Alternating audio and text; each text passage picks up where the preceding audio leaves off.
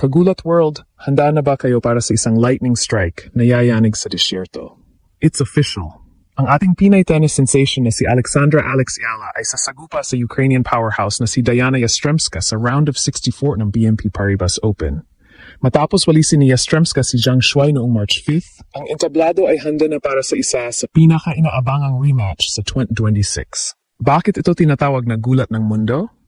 Dahil si Alex, na nasa career-high world number 31, ika-32 sa live rankings, ay lumalaban bilang 31st seed, isang historic milestone para sa Philippine tennis.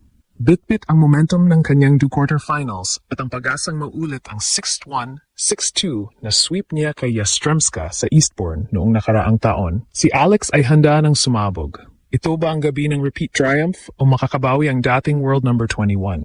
Ang buong Pilipinas ay buzzing with chills at ang bansa ay handa ng umungal para sa kasaysayan. Buong Ukraine ginulat ni Alexandra Ala nang kumpirmahin ang tapatan nila ni Diana Yastremska sa round of 64. Hindi lang ito basta laro, ito ay isang wildfire sa tennis scene. Ang seeded Pinay versus Ukrainian veteran, isang rematch na puno ng apoy matapos ang Eastbourne dominance ni Alex. Marami ang naniniwala na sa tennis paradise na ito, mas magiging explosive ang laban dahil sa seeded status ni Ala at ang kanyang first round bye na nagbigay sa kanya ng fresh legs. Pero sa likod ng official confirmation, may matinding drama na pinagdadaanan si Alex. Bagamat nasa career high level, dumaan siya sa mga heartbreaks, yung mga quick losses sa Melbourne at Doha na nagbigay ng duda sa kanyang consistency. Ngunit ang kanyang quarterfinal run sa Dubai, kung saan hinarap niya ang elite stars, ay nagpakita ng maturity beyond 20 years.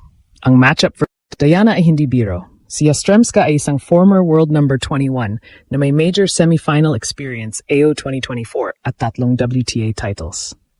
Habang binubuo ni Alex ang kanyang WTA legacy gamit ang kanyang lefty spin at aggressive baseline, ang national expectations ay parang constant storm.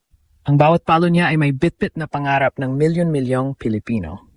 Sa kabilang banda, si Diana ay naghahanap ng porma matapos ang ilang form slumps, making her ripe for an upset. Ang mga reaction tweets mula sa Pinoy community ay punong-puno ng mixed awe at excitement. Naniniwala silang ang 6-1, 6-2 victory ni Alex sa grass noong 2025 ay maulit sa hardcourt ng Indian Wells. At ngayon, ang ripple ay worldwide. Sa Indian Wells, si Alex ay inaasang mag-draw ng dambuhalang crowds. Ang kanyang rockstar status ay outshining even some established seeds at ang football frenzy atmosphere na dala ng mga Pinoy fans ay nagpapataas ng tournament buzz. Si Alex ay hindi lang naglalaro para sa sarili. Siya ay nag-i-inspire sa buong Southeast Asia laban sa powerhouse names ng Eastern Europe. Alexandra Ala versus Diana Yastremska official. Ang Pinay Warrior ay handa na namang manggulat sa world stage. Ang round of 64 clash na ito ay puno ng massive hype at ang mga fans ay roaring sa pagkataon para sa isang legacy-defining win na magpapatibay sa posisyon ni Alex bilang elite-ready contender. Dive sa deeper drama. Si Alex ay hindi naging madali ang journey mula sa Junior US Open glory hanggang sa Pro Circuit. Ang official matchup nito ay conflict amplified. Career versus bansa on full blast. Habang hinahabol ang WTA 1000 deep runs, ang tour fatigue ay nagiging banta, ngunit sinasagot ito ni Alex ng resilience. Isang halimbawa ang Eastbourne kung saan dinismantle niya ang aggression ni Diana gamit ang variety. Ang karanasan ni Yastremska sa majors ay dambuhala, pero ang kanyang inconsistencies kamakailan ay nagbubukas ng pinto para sa ating pambato. Ang emosyon mula sa announcement buzz ay ramdam na ramdam. Frustration sa panig ni Diana sa nakaraang lopsided loss, pero huge admiration sa composure ni Alex. Ang draw na ito ay parang tadhana, isang revenge story para sa Ukrainian at repeat mission para sa Pinoy sensation. Maraming fans ang nag-aalala sa emotional toll ng seeded pressure kay Alex, lalo na't may posibleng early clash pa kay Coco Gauff kung mananalo siya rito. Dito sa core ng laban, muling nagbubuklod ang bansa. Mula sa mga losses na nag-heartbreak sa bayan, ngayon ay hope at legacy ang sumasabog. Si Alex ang spark. Ang kanyang journey mula Eastbourne, upset patungong Indian Wells seeded status, ay nagpapaniwala ulit sa atin sa Grand Slam aspirations. Ang bawat palo ni Alex sa Sabado ay magiging call to arms para sa lahat ng Pilipino. Narito ang ating fearless forecast. Alex wins in 3 sets. Bakit? dahil ang grippy courts ng Indian Wells ay pabor sa kanyang lefty variety kaysa sa flat aggression ni Diana. Ang momentum mula sa kanyang seeded bye at ang fresh legs ay tatalo sa veteran experience. Ang online hope ay dominant. Ito na ang turning point para sa Pinoy tennis. Makuklaim nga ba niya ang panalo at may tatak ang ultimate legacy? Bayan, handa na ba tayong umungal muli? Ano sa tingin mo? Maulit kaya ang Eastbourne Magic? Sa totoo lang, ang sagupaan ni na Alexandra Ala at Diana Yastremska sa BNP Paribas Open hindi lang basta round of 64 match. Isa itong defining moment para sa Philippine tennis sa world stage. Bilang 31st seed, dala ni Alex hindi lang ang career high ranking niya, kundi pati ang pangarap ng isang bansang sabik, makakita ng breakthrough sa tinatawag na 5th Grand Slam. Electrifying ang rematch na ito. Ang creative at tactical na laro ng isang lefty kontra sa raw power at aggression ng isang veteranang Ukrainian.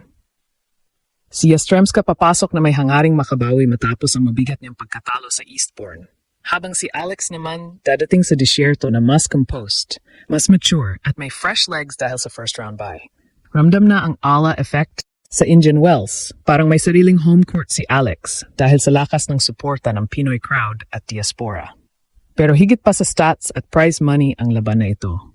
Simbolo ito ng resilience, ng isang atleta na ginawang gasolina ang bawat heartbreak para mas tumibay. Kahit pa umabot ng 3 sets o maging dominant win, ang bawat palo ni Alex ay magiging inspirasyon sa Southeast Asian athletes na nangangarap din. Habang lumulubog ang araw sa California desert, isang tanong ang iikot sa mundo. Kaya ba niyang gawing kasaysayan ang hype?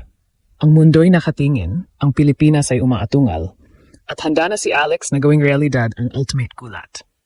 Sa huli, ang paghaharap ni na Alexandra Ala at Diana Yastremska sa Indian Wells ay hindi lamang isang simpleng laban sa round of 64. Ito ay isang malaking statement para sa Philippine tennis. Bilang 31st seed, bitbit ni Alex ang karangalan ng pagiging unang Pinay na umabot sa ganitong antas sa isang WTA 1000 event. Ang rematch na ito ay puno ng emosyon. Mula sa heartbreak ng mga nakaraang pagkatalo hanggang sa legacy fire na naramdaman natin sa kanyang Eastbourne sweep.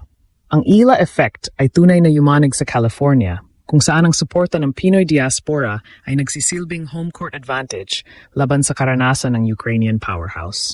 Naniniwala ang nasyon na ang kanyang lefty variety at bagong tatag na mental toughness ang magiging susi sa isang 3-set victory. Higit sa ranking at premyo, ang laban na ito ay simbolo ng pag-asa na ang isang underdog mula sa Pilipinas ay kaya na makipagsabayan sa mga elite ng mundo. Handa na ang buong bayan na umungal sa tuwa para sa ating tennis cyclone. Ito na ang simula ng ultimate gulat sa disyerto.